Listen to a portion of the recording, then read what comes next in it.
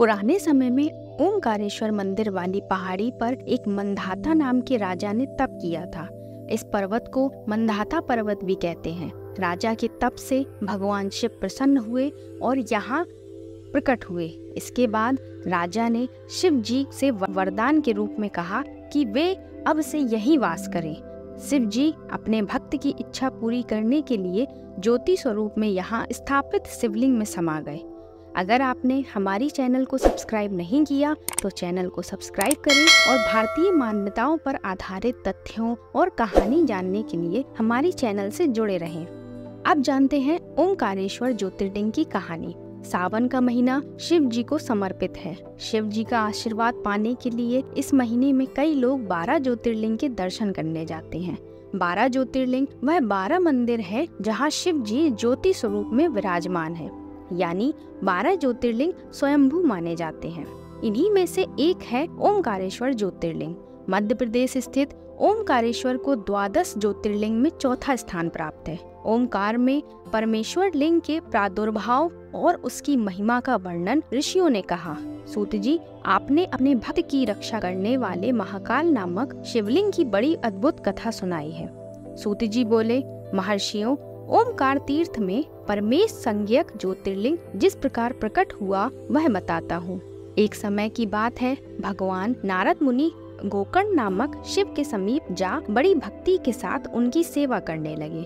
कुछ काल के बाद वे मुनि श्रेष्ठ वहाँ से गिरिराज विंध्य पर आए और विंध्य ने वहाँ बड़े आदर के साथ उनका पूजन किया और कहा, मेरे यहाँ सब कुछ है, कभी किसी बात की कमी नहीं होती है। इस भाव को मन में लेकर विंध्याचल नारद जी के सामने खड़ा हो गया। उसकी वह अभिमान भरी बात सुनकर अहंकार नाशक नारद मुनि लंबी सांस खींचकर चुपचाप खड़े रह गए। यह देख विंध्य पर्वत ने पूछा, आपने मेरे यहाँ कौन सी कमी देखी है? आपके इस तरह लंबी सांस खींचने का कारण क्या है? नारद जी ने कहा, हे विंध्य, तुम्हारे यहाँ सब कुछ है, फिर भी मेरू पर्वत तुमसे बहुत ऊंचा है। उसके शिखरों का विभाग देवताओं के लोकों में भी पहुंचा हुआ है, किंतु तुम्हारे शिखर का भाग वहां कभी नहीं पहुंच सका है।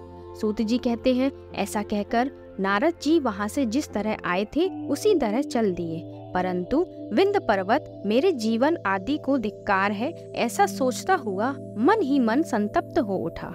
अच्छा, अब मैं विश्वनाथ भगवान शंभु की आराधना पूर्वक तपस्या करूंगा, ऐसा हार्दिक निश्चय करके वह भगवान शंकर की शरण में गया। तदंतर जहाँ साक्षात ओमकार की स्थिति है वहाँ प्रसन्नता पूर्वक जाकर उसने शिव की पार्थिव मूर्ति बनाई। 6 मास तक निरंतर शंभु की आराधना करके शिव के ध्यान में तत्पर हो वह अपनी तपस्या के स्थान से हिला तक नहीं।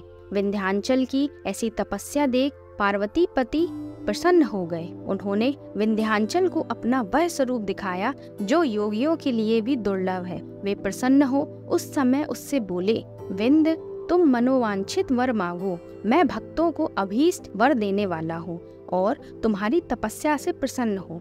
विंध्य बोले, देवेश्वर शंभु, आप सदा ही भक्त वत्सल हैं। यदि आप मुझ पर प्रसन्न हैं तो मुझे वह अभीष्ट बुद्धि प्रदान कीजिए जो अपने कार्य को सिद्ध करने वाली हो। भगवान शंभु ने उसे वह उत्तम वर दे दिया और कहा, पर्वतराज विंध्य, तुम जैसा चाहो वैसा करो। इस समय देवता तथा निर्मल अंतःकरण वाले ऋषि वहाँ आए और शंकर जी की पूजा करके बोले, प्रभु, आप यहाँ स्थिर रूप से निवास करें। देवताओं की यह बात सुनकर परमेश्वर से प्रसन्न हो गए और लोगों को सुख देने के लिए उन्होंने सहर्ष वैसा ही किया। वहाँ जो एक ही ओंकार लिंग था वह 2 स्वरूप में विभक्त हो गया। प्रणव में जो सदाशिव थे वे ओंकार नाम से विख्यात हुए और पार्थिव मूर्ति में जो शिव ज्योति प्रतिष्ठित हुई उसकी परमेश्वर संज्ञा हुई। इस प्रकार ओंकार और परमेश्वर ये दोनों शिवलिंग भक्तों को अभीष्ट फल प्रदान करने वाले हैं। उस समय देवताओं और ऋषियों ने उन दोनों लिंगों की पूजा की और भगवान वृषभ ध्वज को संतुष्ट करके अनेक वर प्राप्त किए। तत्पश्चात देवता अपने अपने स्थान को गए और विंध्याचल भी अधिक प्रसन्नता अनुभव करने लगा। उसने अपने अभीष्ट कार्य को सिद्ध किया और मानसिक परिताप को त्याग दिया। जो पुरुष इस प्रकार भगवान शंकर का पूजन करता है वह माता के गर्भ में फिर नहीं आता और अपने अभीष्ट फल को प्राप्त कर लेता है। सूत जी कहते हैं, महर्षियों, ओंकार में जो ज्योतिर्लिंग प्रकट हुआ और उसकी आराधना से जो फल मिलता है वह सब यहाँ तुम्हें बता दिया। ओंकारेश्वर ज्योतिर्लिंग को लेकर धार्मिक मान्यता है कि भगवान भोलेनाथ यहाँ रात्रि में शयन के लिए आते हैं। कहते हैं पृथ्वी पर ये एकमात्र ऐसा मंदिर है जहाँ शिव पार्वती रोज 64 पासे खेलते हैं। रात्रि में शयन आरती के बाद यहाँ प्रतिदिन चौपड़ बिछाए जाते हैं और गर्भगृह बंद कर दिया जाता है। अगली सुबह ये पासे बिखरे हुए मिलते हैं। आश्चर्य की बात है कि जिस मंदिर के भीतर रात के समय परिंदा भी पर नहीं मार पाता, वहाँ हर दिन चौपड़ बिखरे हुए पाए जाते हैं। कैसे? Thank you for watching this video. Her her Mahadev.